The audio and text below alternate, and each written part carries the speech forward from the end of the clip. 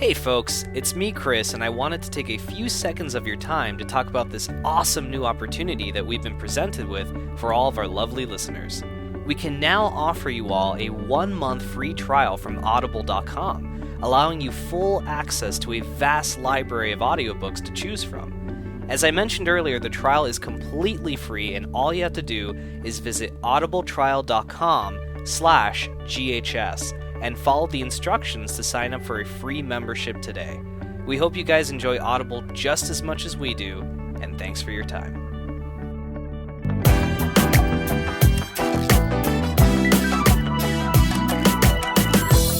So yeah, but no, I think on that note, we should just go ahead and move into our news. Dude, I know you have we have a ton of news, guys, and there's actually some of them that kind of have a lot in common. So I'm going to let Adnan take it away because I don't want to... This is his segment. I don't want to take that away. So first post comes from the PlayStation blog. So Sean Layden made a post that Naughty Dog's Uncharted 4 has a new release date. A new release date. Oh, God. So he's... yeah. So he said at the beginning of it, and I quote, "As you know, Naughty Dog is wrapping up production on Uncharted 4 a few cent, with the game on track to go gold and into production later this month.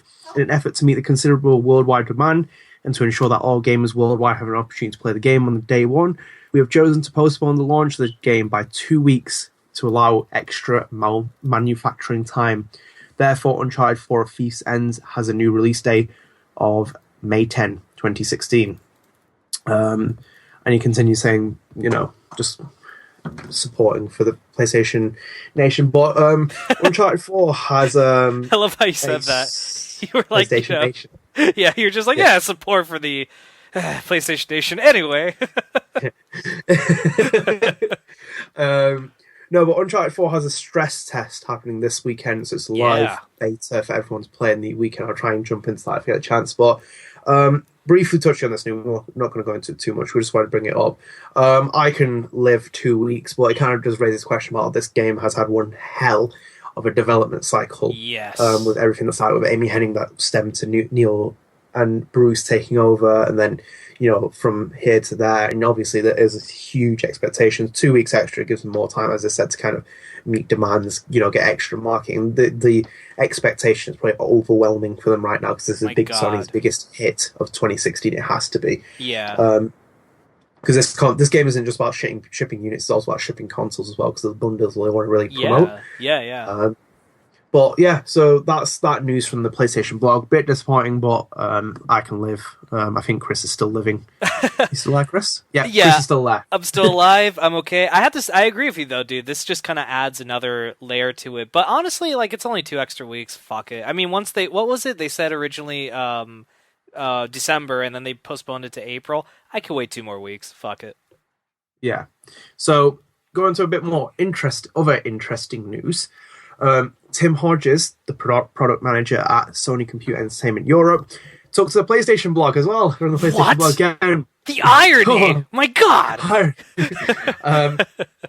So he went on the PlayStation blog as of today, Thursday, and he announced that No Man's Sky has a release date. So he went on there saying, "Hi everyone, first off, the big news. We're very excited to announce that No Man's Sky launches in Europe on 22nd of June 2016, 24th of June in the UK," which, you have to pick on the UK folks. I think it launches on, if I remember correctly, it launches June 21st in North America.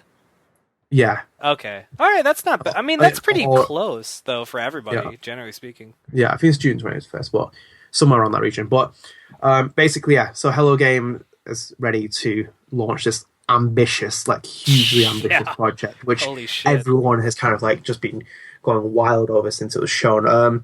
My interest isn't huge for it. I will play it because there is just that little kind of fascination I've had with this. The thing for me is that I haven't been too exposed to it because I've been always just thinking that the game comes up and whatever else. But I've only been seeing things at live events like E3 and stuff. Yeah. Because I didn't really pay attention to it on the other stuff. But I'm still very interested in it. I want to see what it's like. On Uncharted's level of expectation, this game is ridiculous because people have been hyping it up. People have been saying it's the new best thing. How long? It's been in development for a very long time. What was his previous game? Because he made a game that was right? This creator, the No Man's Sky, made a game before. Sean Murray. Yeah. Hello Games did something prior to this that was like huge, right? It was like a big indie game, right? I think it was an indie game. Let me have a quick look at it. I don't remember what it was, but they like that game launched, and then he immediately started working on this game, and that was like fucking Joe Danger. Joe Danger. Okay, yeah, and then I think there was like 5 years later or something. That's been a while, right? That they've been working on this game. Yeah, No Man's Sky. That's 6 years since the first Joe Danger came out. They released Joe Danger 2, the movie, in 2012. So 6 years since the original one came out. This game was announced at E3 2014. Wow, that's crazy. 2014, so it's been wow. Yeah, Dude, to kind of like throw my 2 cents in here before we move on. I don't know, man. I'm not really. I have no intent. I know this might sound sacrilegious, but I have no intention of buying this game. No. It's not on my list. I have. I mean, it seems very ambitious, but. And I think I can't wait to see how, it turns out and what the reviews are. But honestly, if it gets like a lot of praise, I might put it on my list of games to eventually buy, like that kind of thing. But I don't think I'm buying this day one, like at all. I think it's just a tough sell for some. I mean, it's not a tough sell of like Dreams from Media Molecule. Yeah, like that is a game where I'm very interested, but I'm very kind of like, pretentious can only go so far. Maybe it's not being pretentious, but like it looks like it to a lot of people. Mm-hmm. And overtly ambitious can also be kind of your downfall. But like this game has enough of that kind of just that little bit of essence where I'm like, my you have my curiosity, you can get my attention with just a little bit more. So you're Leonardo DiCaprio. DiCaprio, yeah, with my cigarette, Oscar in one hand, cigarette there, just puffing away. Which, by the way, I know we didn't mention this. Congrats to him, man! Finally an Oscar. Jesus. Exactly. I'll pick mine up next year. But anyway, moving on to the next topic. Those were kind of like just brief ones we wanted to go over. Yeah. But the next one is big news. We'll be coming on to this later as well. But so Nintendo announced on the morning of February 26th that Pokemon Sun and Pokemon Moon are the next games in the franchise. The games will launch worldwide on Nintendo 3DS this holiday season. There's also a trailer that was released as well. Very, like maybe 25 seconds. It was kind of more nostalgic on 20th anniversary of Pokemon, but there was a 20-second preview of them showing new artwork and whatever else. And they've also confirmed that there's 9 language options for the game, including Chinese for the first time, which is kind of strange, just in a sense. I thought that was so weird that they highlighted that in the trailer. Like, Chinese is finally here. Like, dude, like, put that for the Chinese, like, trailer, not the... I don't know. I thought it was really weird. I don't know. They'll probably ban it anyway. They'll have too many capitals and messages in it. But, kind of like talking about it, I haven't played a Pokemon game since... what game did I have now? I think the last ones I had were Black and White, I think. I obviously saw my 3DS off a while ago, and I do want to get one, but I don't know how much time I can even spend on playing a Pokemon game, like, just now. Yeah. But it's interesting, though, that... Oh, sorry. Go. No, I was going to say the last one I played was X and Y. Well, I got X, but it was the X and Y series back in 2013. Because that was the first 3D Pokemon. That was the first one. They were like, it's 3D. So I got really into it, but it just wasn't my cup of tea. Like, I'm not a big Pokemon. Like, I was more into it when I was younger. I loved the show, but but this is great. This I mean, they haven't shown anything, but just saying Pokemon Sun and Moon, everyone's gonna be like, "Oh my god!" Like, you immediately get excited. There's a new Pokemon game, so it's big news as well. It's been a while since the last ones came out. Not counting Pokemon Mega Ruby and Alpha Sapphire, which were remakes, but since X and Y, it's a good news for Nintendo. It's a good bolster to kind of get sales going again as well for the 3DS. Good expectations for it. And, a great title, great 2 titles to have in the holiday season. But as I said, we'll come on to this later because we've got something else planned later in the show, so we won't cover it too much. We'll probably come back to it. So anyway, I guess we'll go ahead and we'll move on the show. As Adnan said, we're going to have some more Poke action later on. And that's copywritten, that Poke action, so we got to be careful of how much we use that. So, okay, this was something that was brought to my attention, and I just think this is so fucking bizarre, and I wanted Ad and I to kind of discuss this on air. So, as everyone knows, this year is the 20th anniversary of Resident Evil, and Capcom has already, I think they released the Resident Evil Origins collection, and they also released Resident Evil 0 HD. which the Origins Collection kind of gave you Resident Evil 0 and the remake of Resident Evil that were both originally released on GameCube. They released it now, on PlayStation 4, PC, Xbox, modern consoles and shit. And so it looks like they made a blog post on the Capcom Unity blog that basically they're going to give us more remasters, I guess, or HD, bringing more Resident Evil games to modern consoles. But these are really weird. Basically, they're going to release Resident Evil 4, 5, and 6, what they call the action-oriented Resident Evil games, for the 20th anniversary of Resident Evil on modern-day consoles. And they're going to be starting with Resident Evil 6 on March 29th. It's going to cost $20. And then they're going to be bringing, I think Resident Evil 5 comes out this summer, also for $20. And then they're going to conclude with Resident Evil 4 this holiday, also for $20. And my initial thing is, I think Capcom's drunk. What the fuck? Why would you release, look, I get releasing Resident Evil 1 first and then 0, because, 1 was actually released first, and then they released 0 originally on the GameCube. And plus, it just makes sense. 1 is a stronger title, but it's just funny to start on something so weak as Resident Evil 6, right? And then, move it on. It felt off to me, especially $20 each. My God. There's many problems with this entire story. Just kind of taking into what it is. One of the factors that Capcom has no idea what they're doing with the Resident Evil IP anymore. They're in a position where they, again with Street Fighter, they just have this kind of mentality where they don't know what they want to do with it. There's very the expectations of doing another Resident Evil could almost flatline the entire series and kill it off if they fail. So there's huge expectations on that, and a kind of almost an unwillingness to kind of even try and tackle it after how the reception received for the last game. So maybe that's that kind of thing where this, I've always said that maybe it'll probably come to the day where Capcom is taken over by Sony, and that or they make a partnership with Sony and they pull off the IP to another studio. Because there's still potential in it. It just needs to be kind of taken to a new direction. Horror's not dead. Horror will never be dead. And it's alive and kicking even more with PT. PT was start of a new birth of horror games, especially in the independent scene. This can easily survive as well. But with the actual thing, what I never understood with Capcom doing this, because they're regurgitating all these games like hell. 4 has been remastered a million times. Yeah.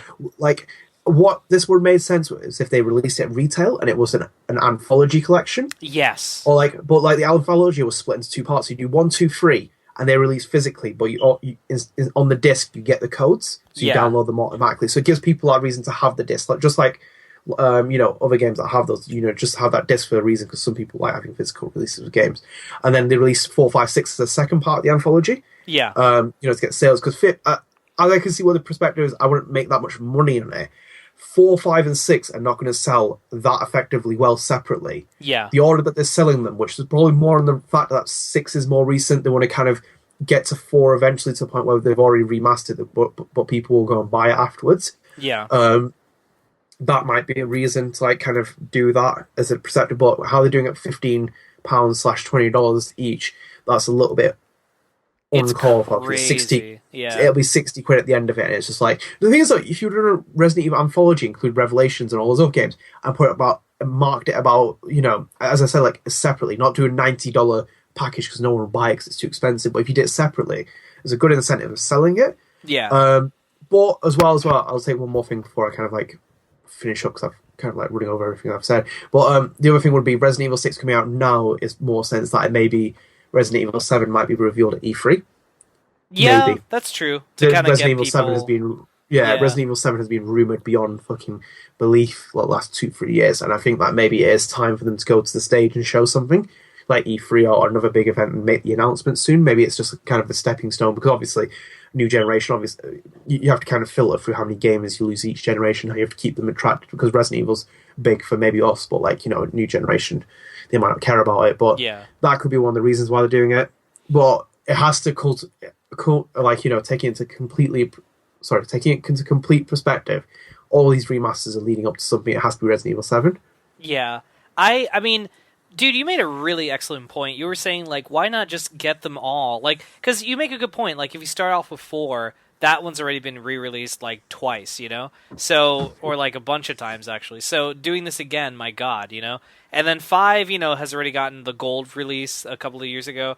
Well, 6 years ago, actually, my god. And, six has never gotten a re-release. So, yeah, like, releasing, like, a Resident Evil and like some, I don't know, you can't, something collection, because you can't call it Origins, I don't know, the Action Collection, whatever, and having all three games on like one package, that would have been so fucking smart. Like, that would have been so fucking cool to do that, and I think that would have, like, really, coaxed people into buying that more. If you released that in the summer Well, or something, I think it would have been better. Because you know what they're doing also, I forgot to mention this in the article, all four games are getting, or I mean, I'm sorry, all three games are getting three separate retail releases. So they're going to have a yeah. boxed copy of 6, 5, and 4 as PS4, Xbox One titles. Isn't that going to look weird? 2016, you Well, go to the store and you see RE4 for PS4. yeah. Like, what it makes more sense, and like I used to laugh as a kid. Like when I used to go to HMV, they used to have like Speed One and Speed Two packaged together Hmm. because like no one's gonna buy Speed Two because dog shit. Yeah. And that's me being as like simple and like eloquent as I can be about that film.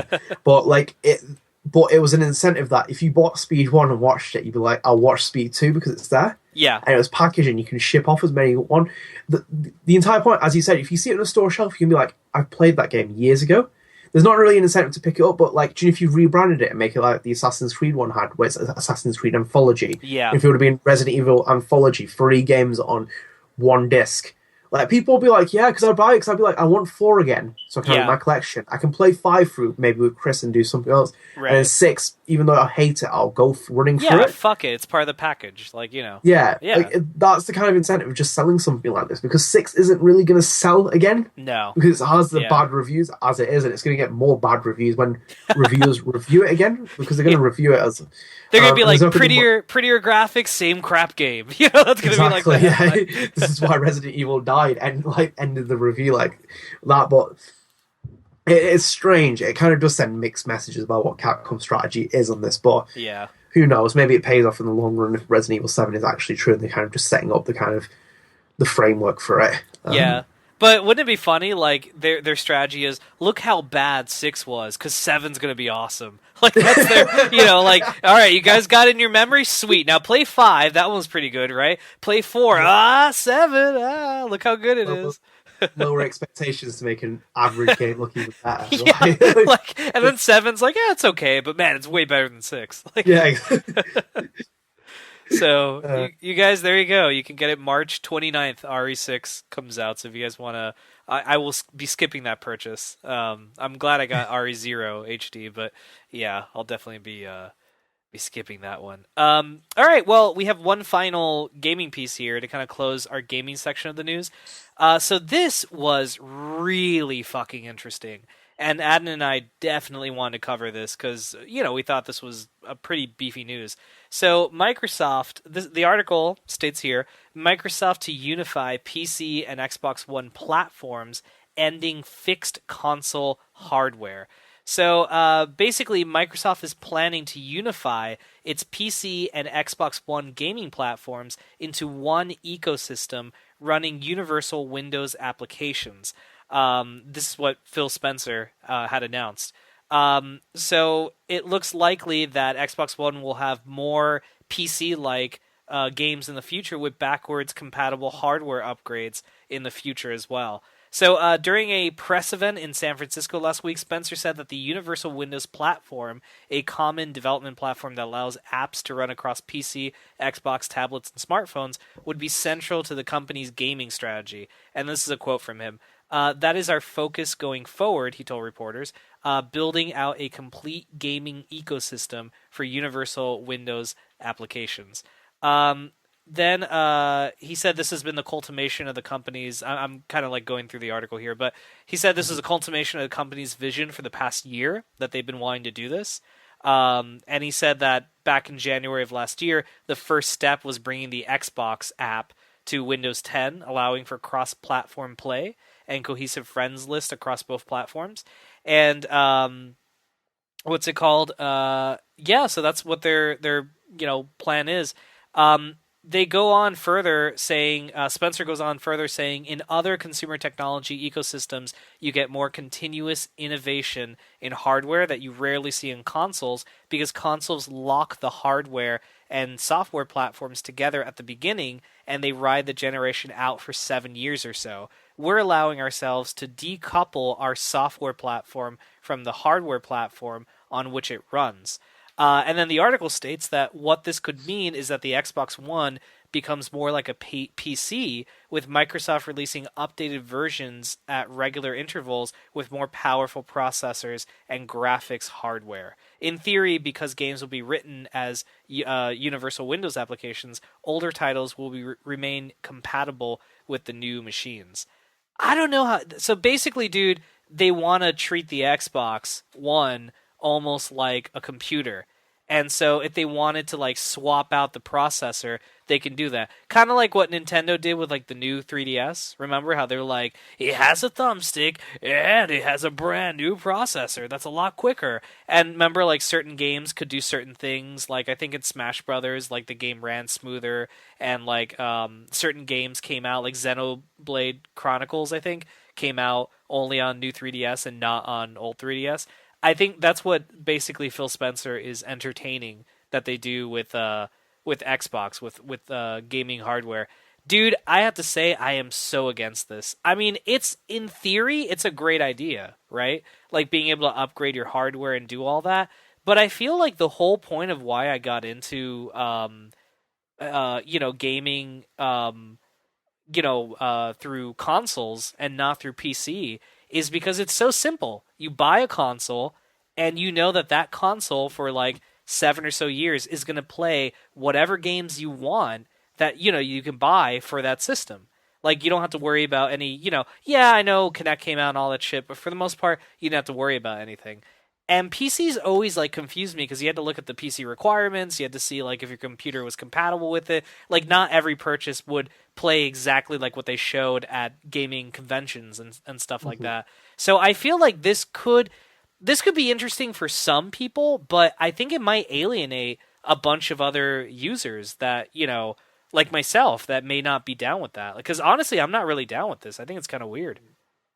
Right. So I'm going to be in the flip perspective. I'm going to say it's probably the best idea they got right now. Really? Wow. Yeah, because I think that what this is kind of an envision of, and where they went wrong with the TV angle at the Xbox reveal event, is that Microsoft owns two platforms where they can simultaneously dominate a very big share of the company because, as he says in the quote, Phil Spencer in this article, he says, and I quote, PC gaming is as important as it's ever been in the company. Windows 10 is a critical franchise. Over 40% of the people running Windows 10 are playing games. We want to work hand in hand with our partners to make sure we have the best platform we can have. That kind of speaks tenfold for itself because they're trailing in the console race with Sony. Mm-hmm. And this isn't something Xbox has been alien to because games for Windows PC was a big thing they were trying to launch. It didn't take off, but it was a good idea and it was instrumental of kind of creating, a framework for this to work on. They want two platforms where people can, jump back and forth. It won't damage sales in terms of if you are a PC gamer, you're going to buy Gears of War 4 on it and not buy an Xbox because it'll probably come to Xbox first, then go to PC. But it's kind of like this kind of merging of two markets where, because I can kind of see one of the long-term runs will try and get Cortana on Xbox One as a speech kind of system because it is one of those things, Windows 10 apps, the one simultaneously you to control two things. If you own an Xbox One, they want you to own a laptop with Windows 10 instead of a Mac. They want you to have that extra kind of component. They are building a company now where it's so integral to kind of merge two things because it is one of those things where, as a gamer, someone who's kind of looked at it, Microsoft owns a PC gaming platform, owns an Xbox platform, yet they feel separate. Mm-hmm. They never really merged to the point now where Phil Spencer is saying, this is our instrumental plan of bringing these two worlds together and making something special. And it could be something really different. Because another thing is, even though Sony's making all the deals with a lot of exclusive games like No Man's Sky and everything else, and Street Fighter 5, they are coming to PC. And a PC player will then have access to a lot of PS4 games in that sense, and also to Xbox games. And if they're accessing some of those PS4 games, they could get an Xbox gaming platform. because they can get the Xbox exclusives on there instead of like having to buy a PS4 for those extra games. Yeah. Maybe or maybe not. It is that kind of like different thing. It's not the console market's not going to die. It's alive. It's more alive than it'll ever be. Like if the PlayStation 4 shipped 35 million units plus and going strong and probably going to hit 40 million by the end of this year, I'd assume it is well and truly kicking. Microsoft might be playing catch up, but at the end of the day, they have their own kind of ideas. Now where Phil Spencer is in leading the division, and kind of like my final remarks on it, where he's in the division, he's looking at the new angle which takes Xbox above and beyond everything else. And PlayStation has the PSVR going to be like a big catapult for them. They need something to take them to the next level. And people aren't going to be like, oh, you've stripped away gaming because you went to PC instead of focusing on movies and TV and turning it into a home entertainment unit. It's gaming. It's still central to what his messages have been over the last few years. Gaming, gaming, gaming, gaming. So that's a big thing where I feel like this is a good move for them. I mean, yeah, look, you bring up good points, and I think in theory, like, as long as it doesn't, like, look, dude, I'm just fearful because change can be a scary thing, and this is like, I feel like you're the kind of guy who watches Terminator 2, you're like, no! Judgment Day. No, change can be a scary thing, but ultimately it could lead to something good, right? I mean, we've seen it before in the past, like, but, like, so, in theory, if Spencer takes this company to that level, look, at the end of the day, what I'm trying to say is at the end of the day, as long as I could go to the store on day one, buy an Xbox One, and 7 years later still be able to play the newest games that are out and not have them released like an Xbox 1.5, and it would be spelled out, by the way, 1.5, as the successor. And then, only, 3 years later, another console comes out. Because, I can't afford that. I can't afford to buy, micro updates and shit like that. Like, I always skip out when Nintendo releases, the new 3DS. I'm like, nah, fuck that. Or, I'll just stick with the 3DS. I don't care about fucking whatever this game is. So, as long as I could still play, Gears of War 6 whenever it comes out, and if it's on Xbox One, and I can play it and it's not, an issue and I don't have to go out and buy extra shit, I'm fine with that. Like, if they want to, advance things and make things cooler for the future, I think that's fine. But, I think it might confuse and alienate some people that aren't as PC savvy, as this program might be trying to infer, a lot of gamers are PC friendly or whatever the case is. So if they want to have, two hands in the cookie jar, I think that's fine. But as long as everybody gets to win at the end of the day, so to say, that's really all I care for.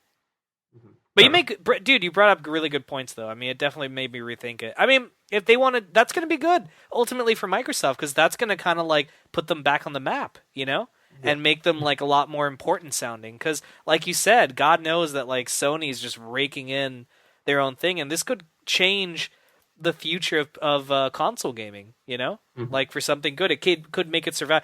What's this guy Michael Patcher? Every year he's like, consoles are gonna die. They're over. This is gonna be the last console generation. And then another fucking console generation happens. But still, you start thinking, yeah, right. The heads of these industries, Shuhei Yoshida, Phil Spencer, obviously Iwata before is passing. Yeah. These people have come out repeatedly and said it's not the end because the sales beg to differ, and they will always beg to differ because not everyone can afford a high-end £2,000 PC or £1,000 PC. It's just as simple as that. When you can get a gaming console, which is what the norm is, and the demand for a lot of people, and gaming's influence continues to grow, it's just going to keep selling because if they just have one person buying Call of Duty every year, that's enough for them because it's like that person's running PlayStation Plus and everything else, and then occasionally they'll be like, "Hey, that game looks interesting. I'll buy it." Right. It's about the demands of the thing, and it's just going to work out for them. I think it's a good way for me personally seeing that Microsoft unifying two platforms, and as you said, that big ecosystem. They have a massive ecosystem. They need to really bring it in together, just as Sony did with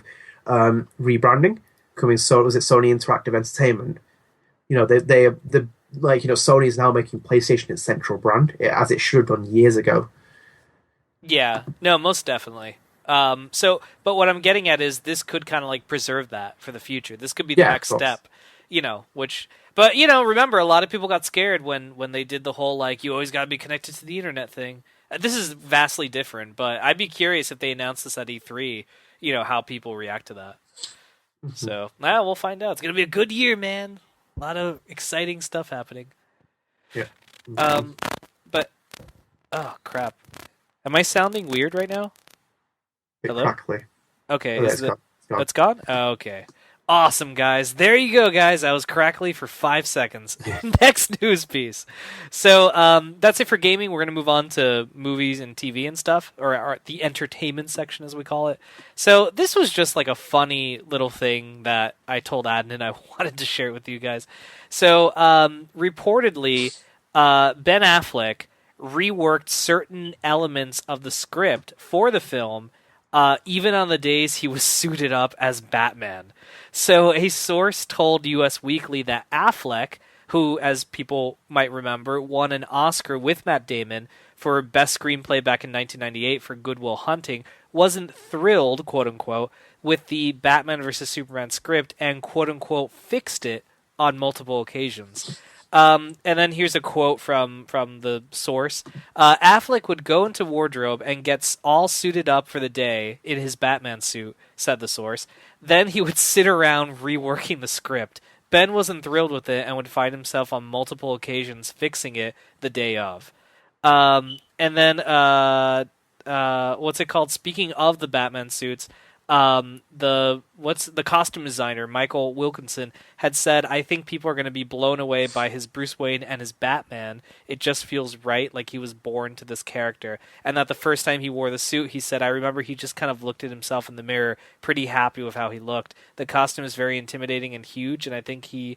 Intimidated himself when he looked in the mirror, so that's a good sign. So, basically, yeah, Batman rewrote the script, not Ben Affleck. Yeah. Batman's like, not Well, enough Batman. Like, yeah. need to rewrite this. But that's curious that he reworked the script, and this kind of ties into how he's it's reported that it hasn't been announced yet, but that he's gonna write and direct a Batman movie that he's gonna star in the future. Yeah, so that's pretty cool. I just thought that was like a really funny little story. Yeah, it's amusing. I found it really amusing. It's just a sense of like how grounded he is in that character and like how much he got into it that he kind Yeah, of almost thought of these lines himself and thought this was a better way of approaching the character. It's not necessarily a bad thing, so most directors won't say it's a bad thing and might even let it flow. yeah, But obviously it's not always going to work. But like maybe he just didn't feel like it was right for his Batman. Because obviously the person who's writing that screenplay is writing for Batman, not the yeah, actor. When exactly. the actor has to take something else into consideration, it can be a completely different thing. I can imagine like David Hayter sitting in a cupboard and Hideo Kojima just opens it, he's just rewriting the script. Big Boss was in his late 50s when he made the copies. But no, it is very common for there to be ghostwriters, for like scripts that are greenlit and stuff. But in this case, I just thought it was so funny that Affleck himself, in the Batman suit no less, was like, "No, we should change that." He likes to see him bleed. Yeah, there you go. Like little things like that. Um, like that'll be a good trailer moment. Like that's what he was thinking in his head. That'd be good. That'd be good. And you know what? And everything they took out from that movie is probably like, fuck them. I'm gonna stick it in my Batman movie, and he probably will. That'll be what he does. But anyway, so moving on with our movie news. So this was a big one that Ad and I wanted to talk about. So actually, earlier today, at the time of this recording, Sony Pictures released the new trailer for the upcoming Ghostbusters reboot. This was a trailer that was first revealed earlier in the week during a special event hosted by Sony Pictures. And we'll talk about the trailer, but I thought this was very interesting. This is a quote from the director, Paul Feig. I think that's how you say his name. He was the director and co-writer for the upcoming reboot of Ghostbusters. He said he spoke about the film's reboot status, and he said, "I know some people are like, why is this not a sequel and instead a reboot? Personally, I didn't like the idea of them being handed technology and being told, here's how to do this. It was really important for us to make them scientists. That's what I love about the first one. The idea of people fighting the paranormal with science. Funny people." So, just for you guys to know, this is a full-on reboot. It's definitely not, sequel or anything like that. Even though Adnan and I saw the trailer, doesn't the opening make you think like it is a sequel, like with the words that they use? I would say this is a case where playing on nostalgia is the wrong way of going about it. Because the hostile response you've had from an entire audience Yeah. of people who've hated the idea that they're doing this without the original cast and the loyal fan base, why are you trying to pull on nostalgia Yeah. when you're just going to aggravate them and anger them, as the dislike behind that YouTube trailer obviously shows? As I point out to Chris, it wasn't really a good way of starting, because it makes it, for marketing, it makes it even more weird. Because Yeah. let me put it in this perspective: I've never watched Ghostbusters, but I know what Ghostbusters is to a lot of people. But watching that trailer was enough for me to kind of even consider watching that Ghostbusters. Oh, this one. Yeah, the new one. It was enough for me to watch it had it not had that beginning, because I would have been like, hey, it's a new take on it. It's like a different thing. Because it doesn't feel completely bad. Because I mean, like, I was waiting for the main theme to hit. You know, the dun dun dun dun dun. Dun. I was waiting for that to kind of like, there were moments where I was like, it would be perfect here, and they didn't play it. I was like, okay, fair enough.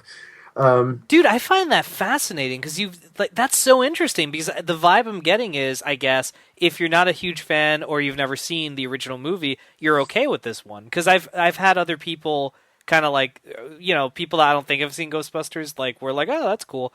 That's fascinating. So you actually thought the trailer was okay? It wasn't like, I'm not going to say it's like a standout where it's like, oh my god, like I'm going to lose my brains over it. And I feel it had a good charm to it. Right. And like, as I get older as well, and stuff like, as I said, like, I watched Supergirl, but it has that really kind of like childish yet kind of little bit kind of quirky, and and those kind of like fun feelings it has to it. It was good comedy in it as well. Like, there was some great moments where they had really good comedy in it, and the women just feel like they're in their element within a certain place of like what they were doing. Obviously, kind of like it was more independently in certain scenes. But like, yeah, it wasn't one of those things where I was like, as someone was like, oh, this is horrible, this is gonna be shit, like whatever else. Because someone said it to me as well before. Had this not been labeled Ghostbusters, it'd be a good movie, but it might not be a good Ghostbusters movie. Right. I would say maybe that's obviously harsh criticism in the sense of what it is that. But when I watched it, I was like, it looks all right. Like, it's not too bad. Like, kind of idea what they were doing. There were certain things that were kind of throwing me off, kind of like huge on the CG stuff, because obviously I'd go a bit more nostalgic myself. With kind of more in the sense of like, I'd like more practical effects. Right. Well, I mean, Force Awakens showed you could get away with really great practical effects. Yeah, of course. But I mean, like, again, but it also sends another message out. Maybe it's a new direction for the series. It has to go in a different direction. Maybe they're taking it somewhere else. Maybe there's sequels planned. Maybe there's TV show planned. Who knows? Yeah. But yeah, overall, what I saw, I wasn't really too like, this is horrible, disgusting, I'm gonna like vomit and kind of like lose myself. But I thought like, I was like, it could go either way, what I saw. Yeah. I mean, well, I find that fascinating, dude. For me, like, okay, I grew up on Ghostbusters, right? Like, I had the fucking toys, I saw the movies, I fucking saw the cartoon. Like, I loved Ghostbusters. I thought it was such a fucking great franchise. I think I was even a Ghostbuster for Halloween one year. Like, I was really into it. I was Egon, I think, by the way. But, the guy with the poofy hair. But, what's it called? This movie, dude, here's the thing. Like, when they first announced, hey, we're not going to do a third Ghostbusters movie anymore, even though that's been in development for, like, fucking 12 years now. Or no, more than 12 years. I think it had been, like, 20-something years. They're like, yeah, fuck it. We're going to do a reboot. My immediate response was, that is way too fucking soon, dude. Like, Harold Ramis just died. And I remember we had an old podcast show where we talked about Harold Ramis and when he passed away. And I thought, like, that is too fucking soon, man. Then they announced the cast, and they announced the director and the writing team and all that. And, they said, oh, yeah, the previous writers have nothing to do with it. It's going to be a fresh start. It's going to be an all-female cast. And, this is the person. And they announced the cast and shit. And I remember my first response, everyone was, like, really throwing their hands in the air, like, fucking all-female cast, horse shit. And I thought, you know what, man, it might, like, look, okay, it's a reboot. I don't like that. I don't like the way they handled it, that right when Harold Ramis died, immediately they're like, here you go, here's a fucking thing. But I wasn't really turned off by the fact it was an all-female cast. I mean, I've talked about how I like diversity, I like things changing up. I'm tired of, in video games, playing a 30-year-old white guy all the time. Like, I want to play as someone else. So I'm totally cool with that. An all-female cast, I'm all for it. But, like, I don't know, I felt like, I kept telling myself, let me just wait until I see a trailer. Let me see. Like, same thing with Ben Affleck being Batman. I'm like, I always said I just want to hear him talk, and then I'll see what I think.